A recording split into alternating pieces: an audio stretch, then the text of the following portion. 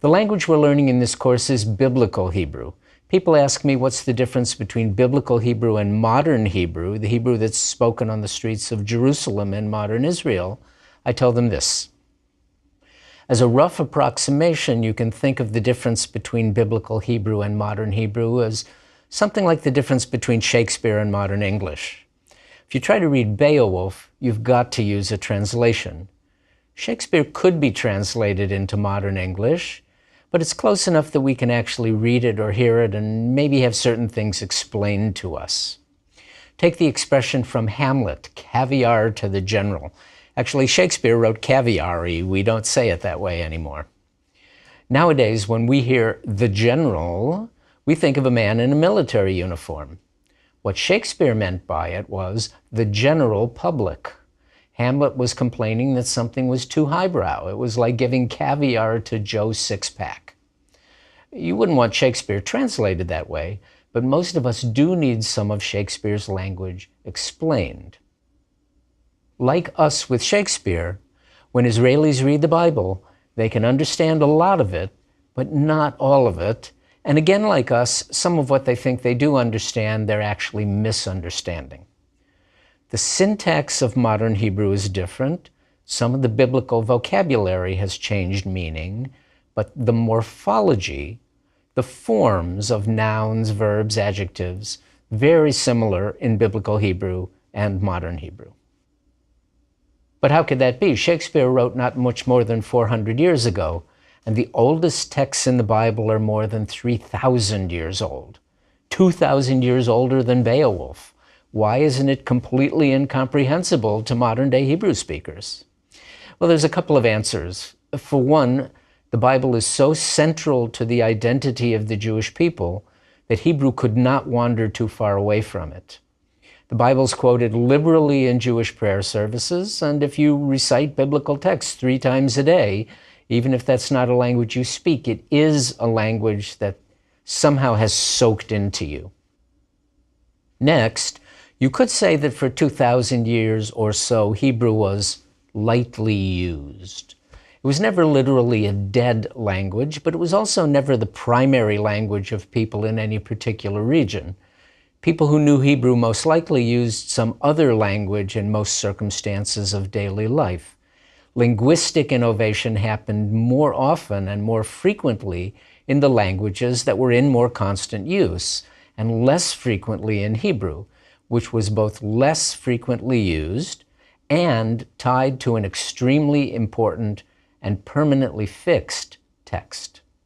Only toward the end of the 19th century, when the Jews began to return en masse to their ancient homeland, did Hebrew once again begin to be the first language of a community. So for many centuries, the rate of change in Hebrew was much slower than the rate of change in English. That's not to say that the language didn't change at all. It certainly did.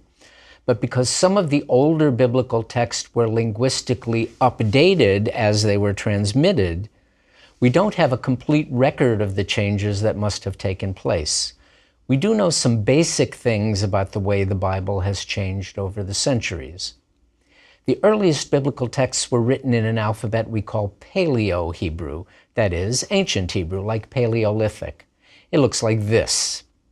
This is a letter from the town of Lachish, written in the year 586 BCE.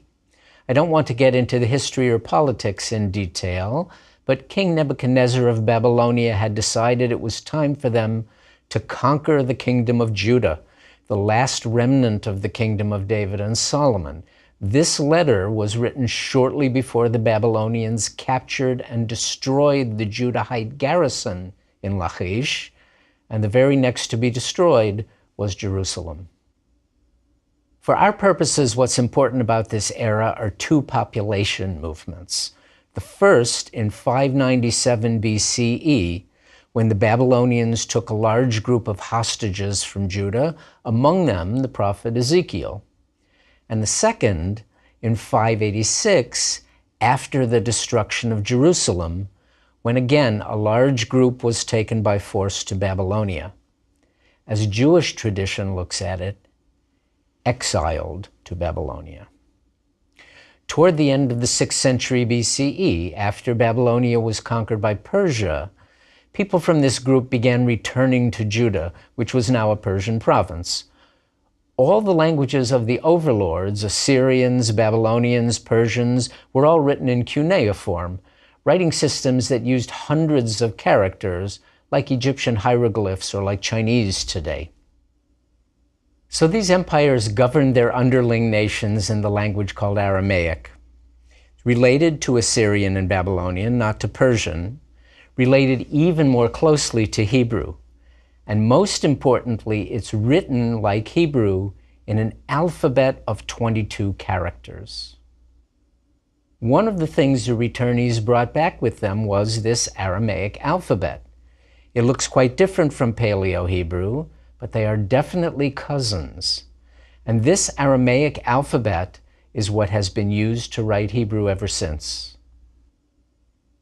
The same alphabet was also adapted in a different form by the Greeks and later in still different form by the Romans, giving us the alphabet that we use for English today, meaning that many of the letters in the Hebrew alphabet occur in the same order and stand for the same sounds as the letters we all learned as kids. When we learn the letters of the Hebrew alphabet in alphabetical order in Lesson 2, you'll see just how closely that alphabet tracks our alphabet. Now, for various reasons, which belong in 2 other courses than this one, a course on the Bible and a course on ancient Near Eastern history, the Bible that we have today became the story of the people who returned to Judah from exile, not the story of those who stayed behind. So even though some of the Bible, and maybe even much of it, was written before the exile, all of it, and all Hebrew ever since, is written in a different alphabet than was used before the return from exile. To help us look at the further adventures of the Hebrew writing system, let's have a look at the very first verse of the Bible.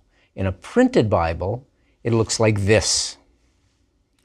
But in a Torah scroll of the kind that's still used in synagogues, only the Hebrew letters themselves appear. Torah scrolls are all still written by hand with ink and a quill pen made out of a feather. So let's look at those letters in a printed font, the one we'll use in this course. As you can see, these are mostly block letters that fill a square. All the dots, lines, and other markings that you see in a printed Bible were not invented for another millennium and a half after the return from exile, not until near the end of the first millennium CE.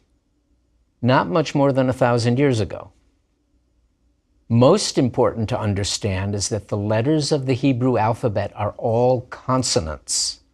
11 or 12 centuries ago, that may sound like a long time ago, but don't forget that it's 1,000 years after the last Hebrew texts in the Bible were written, a number of systems were invented that could indicate precisely how each vowel was pronounced and how the verses of the Bible should be punctuated. The system we use today was developed in the town of Tiberias on the shores of Lake Kinneret, that's the Sea of Galilee. All the systems had their own peculiarities, and we will encounter some of the ones of this Tiberian system. We'll learn the vowels of the system in Lecture 3, but we'll learn a sample of the most important punctuation marks early on and wait to take a longer look at that system until we get closer to the end of our course.